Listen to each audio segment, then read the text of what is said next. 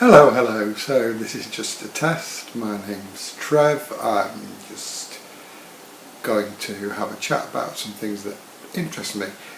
Now I thought the way to do this would be to talk about actual things, possessions that I have. It occurred to me of late that most of the things I do own have a story behind them. So it's the stories behind the things, what that represents, that interests me, and it's also a way, I suppose, into starting a conversation with whoever's watching this, and also with myself. And you know, I'm 55 years old now, and there's sort of a sense of history. Once you've sort of lived more of your life than you're likely to have left, it sort of becomes probably something that we reflect on quite a bit. So with that, let me talk about the first thing. Now, how I'm choosing these things is quite random, and some of them will seem particularly mundane and pretty unimpressive, but nevertheless, as I said, the value really resides in the stories that come with them. Sometimes the conversation or the story behind them, you know, might mean that I'm just going to be talking for like maybe 30 seconds on some things. Other things, I mean, I'm going to include records, music, books, artwork, that, depending on what they are, may involve me talking for, I don't know, 15-20 minutes. I'm not really going to place too much of a restriction on what I talk about. I'm just going to sort of try to go with the flow and hopefully have something interesting to say. The other important point, I suppose, is that the stories that I'm hoping to tell. Okay, yeah, so edit there, you've heard the phone call. Anyway, the thing I was going to say is, while I'm talking about things and that element of, you know, engendering conversation of sorts, hopefully not too one-sided, but this is early days, so we'll see how it goes. But the other thing is, it might, or hopefully, well, I think necessarily it will open up also discussions about not just the things and the history and the meaning to me behind them, but also sort of social relevance, some of my ideas, opinions, beliefs around the social aspects of whatever the stories come about from talking about these things. I'll be up front from the off. I'm a leftist. Of the view that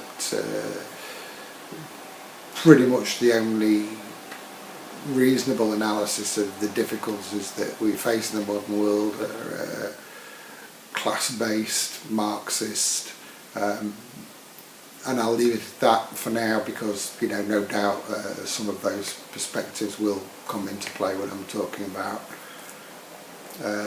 these objects and possessions of mine.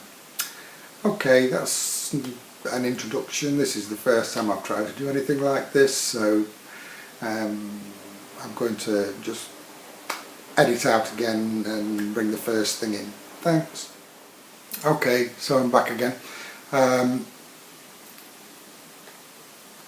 What I thought I'd start with is a couple of, well, basically things I've just bought recently, which is literally the latest things that I've purchased. So the first thing is System of a Down, Toxicity. This I did buy a few weeks ago. It's Black Midi Schlagenheim. Is that right? Yep, Schlagenheim. I'm not going to talk about this. I did buy this with the System of Down yesterday. It's Sunset Boulevard, a film I've not seen, so I'm not going to discuss it until I have seen it. But before I discuss those things, I mean, it is my first video, so I can do a long intro, but I'll try to summarise a couple of things that have occurred to me that might be of some importance. One is that this is all unscripted. It's supposed to be conversation, so I noticed in the first part of the video I was like scratching my ear. You know, that kind of thing is going to happen. Actually, it might come to it because about digital media, I've got the wonderful Lorde for the album. God, the names escape me now, but it's the one with the green light on it, and really love that album. And I saw an interview with her where she talked about that, you know, she had numerous tics. She was very self-aware that she had all these tics and whatever. Well, that's me too. I mean, whether that becomes apparent on the video or not, you'll see. The second thing that's important is, obviously I've got family and friends. I'm going to invite them to watch this, hopefully subscribe or whatever. It's not about the money for me. This is almost a therapeutic project. But also I hope something fun to do or whatever. But I'll be mentioning family and friends. But unless I have explicit permission, you know, I won't be naming them, I won't be putting them up front. That might come to be an issue I have to address, because obviously some of my possessions are, you know, photographs of family, friends or whatever. So yeah, there is that. Also, I said these things are the last things I bought, the last pieces of media. I'm not likely to talk too much about utilitarian stuff, although there will be quite a degree of stuff on kitchen utensils, because I love cooking and have quite a relationship with some of the kitchen utensils, some that I have, some going back quite some years. So that's an interesting thing. You know, it's like people find smells evocative. You know, I have a similar response to like a 10-year-old wooden spatula that's split down the middle, but we'll get to that another time. So actually the last thing I bought was this, well, this and another bottle of cider. That's not product placement, by the way, which, you know, I'm unlikely to talk about unless we get talking about, you know, intimate relationships with alcoholism. Anyway, you know, that's another story. So yeah, but it's unlikely I'm going to talk about my television, you know. I mean, I might. Yeah, and finally, before I get to it, the technical aspects. I mean, if there's an edit, it'll probably be quite clear why I've made the edit. You know, if there's a huge pause or trying to get the gears going or whatever, then that'll be there. And the technical aspects. Obviously, I'm just doing this on an iPad. It's not high video quality. In fact, you know, I'm only using the iPad mic. At some point, you know, I'll improve the audio. I mean, I've got a bit of experience in editing, in film editing, and certainly musical editing software, so, you know, I'll tidy it up a bit, but this is where it is right now. I do at some point, you know, I'm likely to try and get at least a reasonable desktop mic or whatever, just to improve the sound quality, but yeah, for now this is what you get. And actually it's not a big deal. There are some YouTubers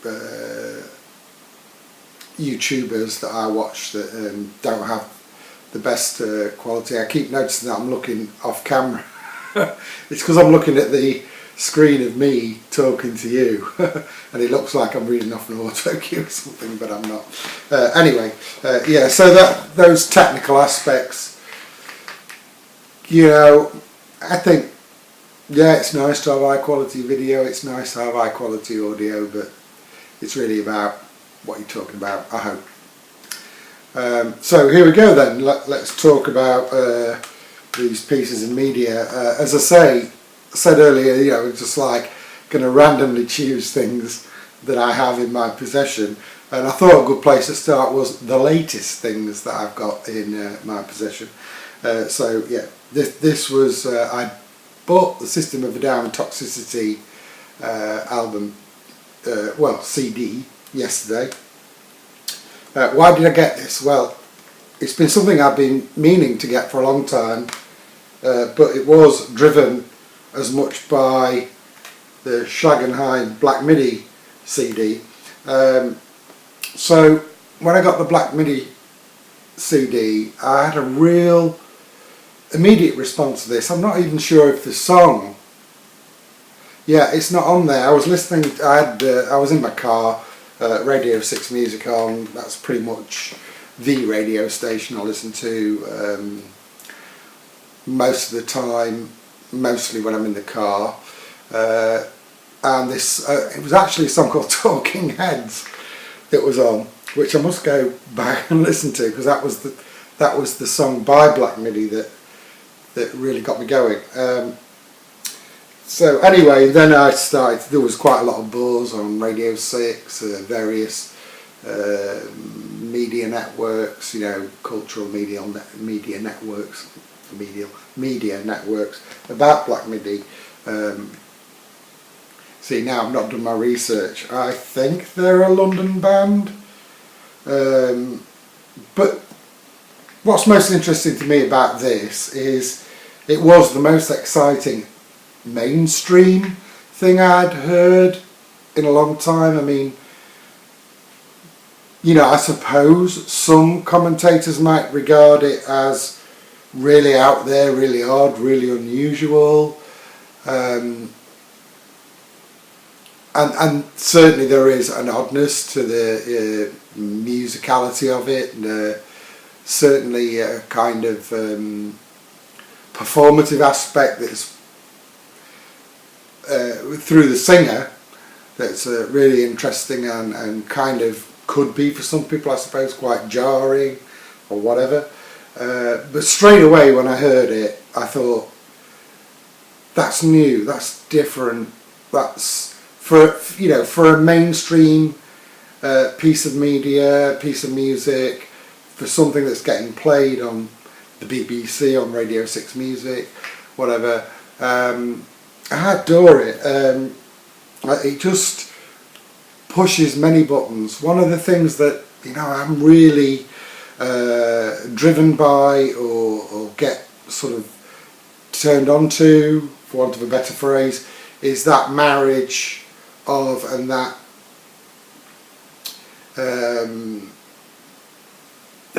how do I describe it, where the emotion of a thing is matched by, if you like, the technicality of a thing. So it's not just that they're really good musicians, they are really good musicians, clearly. The drummer is exceptional, often with great bands. I'm thinking back to the Arctic Monkeys' first album, yeah, the Arctic Monkeys are a band that I've sort of grown out of love with over time, but the first album, the drumming was something that was pretty exciting. And I have a friend who is a drummer, and we had this theory that the whole of the first Arctic Monkeys album was written around the drumming, basically. You know, all of the songs and everything were written around the drumming. This is a bit different. I mean, he's an exceptional drummer, but I guess it just feels like a proper collective experience, and also it feels as though they have entered into a contract with themselves around a performative aspect, around playing characters. And I'm not just talking about the singer here. I think the musicians themselves, the bass guitarist, singer and drummer, seem to have alighted on some sense of who they are as a performative aspect. So it's just fabulous. It's never boring, it's thrilling. Now, look, I've only listened to this album about 6 times so far. I've not done any much Google research. I can't even remember where they come from. I know it's you know, a band that clearly are very passionate in terms of, I've seen a performance of the track on here, BM on YouTube, since I got the album, and clearly they mean to give you a real sense of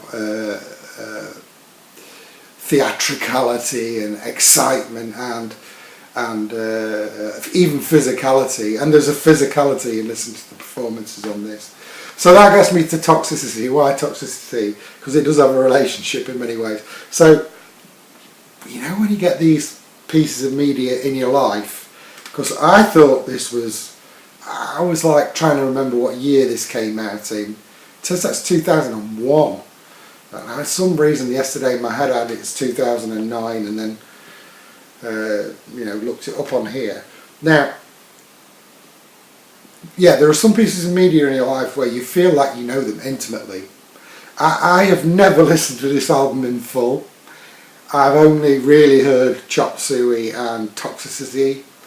They were around on the radio at the time, and I remember, again, a lot of my music listening in the car, so whatever. But always remember, it's just like being intrigued and really enjoying them when they came on the car, but thinking, you know, I'm not going to pursue that particularly. You know, it's like what it is, and well, I don't know. I mean, I don't have an explanation for why I didn't pursue it. I thought it was good. I really liked it. Whatever. Anyway, recently I saw, well, to the point, those pieces of media, nevertheless, because of the strength of those tracks that I heard, over time, and because of the reputation of System of a Down, you start to feel, well, you don't start to feel, you actually believe somehow that you are fully aware, fully conversant with that particular piece of work. It feels like it was a part of your life or whatever. I mean, you know, you even like disingenuously in conversation might say, oh yeah, System of a Down, Toxicity and whatever, as though you know it intimately, and it's not particularly a lie or an untruth. You have a sense or a feeling that you know it. Anyway, recently I saw a YouTube video by I think a world famous producer, a guy called Beato. I will be putting links to any major references in the description below, by the way. Anyway, this Rick Beato did a breakdown of why Chop Suey is such an interesting song and an interesting composition. And while I was watching it and listening to it, I just thought, oh yeah, I know this album, I know this really intimately, as I was just referring to a minute ago. And then afterwards thought, actually, I've never really heard that album. Well, the truth is I've never heard this album in full.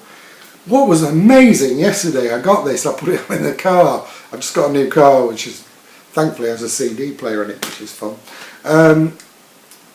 I didn't know that the whole album is almost like a seamless one-track piece. I mean, there are, I think, a couple of gaps between the tracks through the whole album, but largely it just goes one track into another, and I thought it is just wonderful. I mean, it's great to hear those tracks, you know, Chop Suey and Toxicity, but the whole thing feels like this just amazing sort of seamless stream of consciousness in a way that Schlagenheim doesn't. Schlagenheim just does feel like very well sort of rehearsed, crafted, thought about, as I say, theatrical, performative pieces. I mean, it's a bit like a film where you've got like a single track shot with no edits,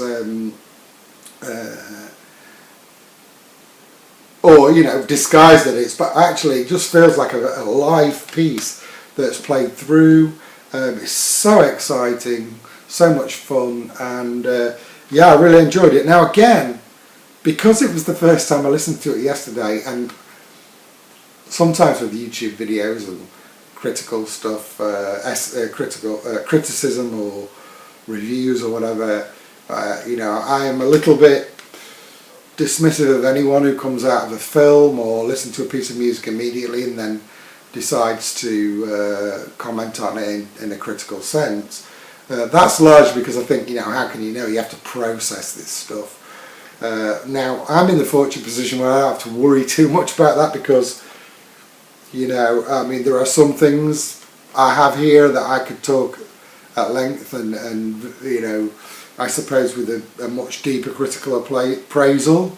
But this is more, you know, of the Filmjoy school, another great YouTube channel. Watch Filmjoy. Filmjoy basically, you know, there's a guy called Mikey Newman, I think his name is. He talks about film from a celebratory point of view. So instead of all the negative stuff and, you know, all the kind of, I suppose, you know, widely regarded now as YouTube as a format for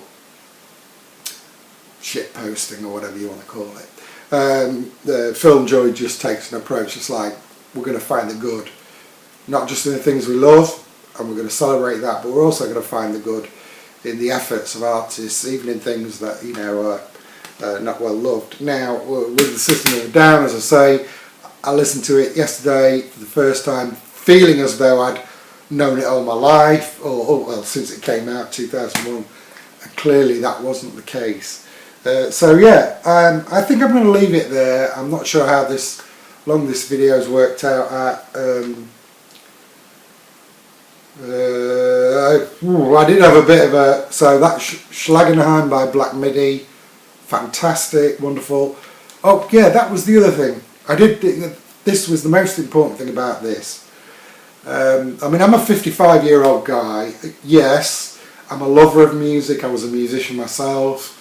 Yeah, I've even recently dabbled in some music, but largely as I got older it became more of a hobby.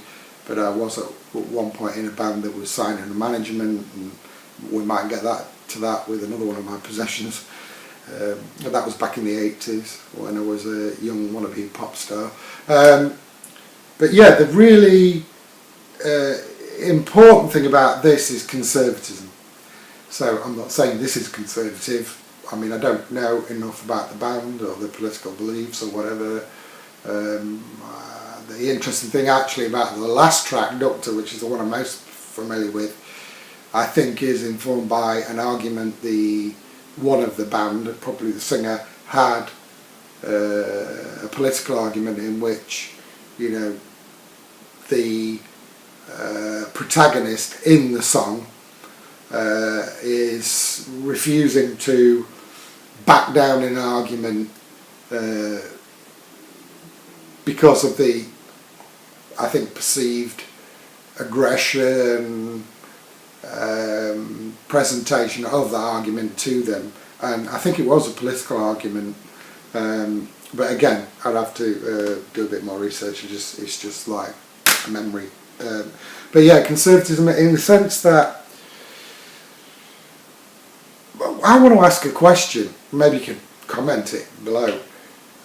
How many of you actually seek out new music? I mean, yeah, this is an instance of me hearing something and then finding it interesting, finding it exciting, and then going, oh, I've got to look out for that. But so many people I know, and this, you know, honestly, this is not a criticism in terms of, we all have busy lives, we all have limited resources, we all can get tired, we all find comfort and reassurance in the things we know and love and have over time, and obviously, well, I'm assuming that young people growing up, in terms of like teenagers from sort of 12 to 22, whatever, teenagers to early 20s, they, you know, are in pursuit of cultural capital, and that cultural capital can lead them to really interesting and exciting and odd places. And maybe that is another conversation in terms of, what's mediated to them right now. And I'm not qualified to speak on that entirely, but I wonder how many people, just in general, beyond that, literally seek out new things. As a musician, or if you like, I would say a sort of ex-musician, and someone who was a lover of John Peel's idea of I'd rather listen to something new or investigate something new in media. With him it was obviously music, and then listen to something old and my favourites, or my sort of playlist or whatever.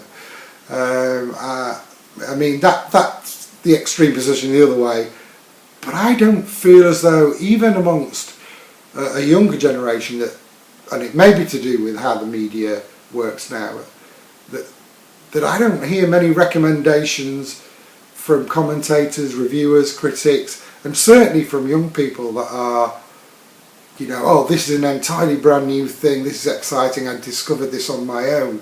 I mean, I'm someone who will spend a day sometimes just going down the rabbit hole of what's this, what's that, what's the other.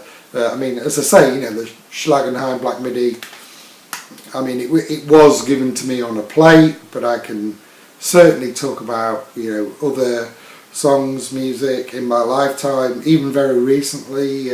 I mean, recently there's a band called Amen Junes I adore. I saw them live, that was a few years ago, but are now getting a bit of traction.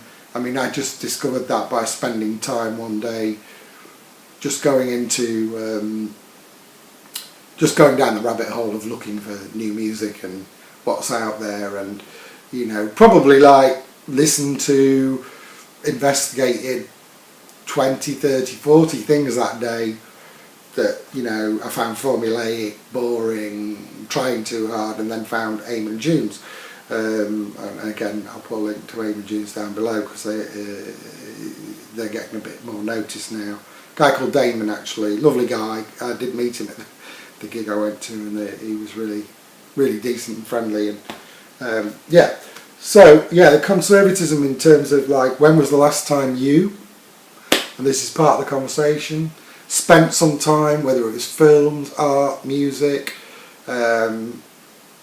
thinking, I'm just going to sort of go for links here and there on the internet or wherever it is, looking for something different, something that might challenge my comfort zone or my ideas about where music is, what's going on now. What I'm saying is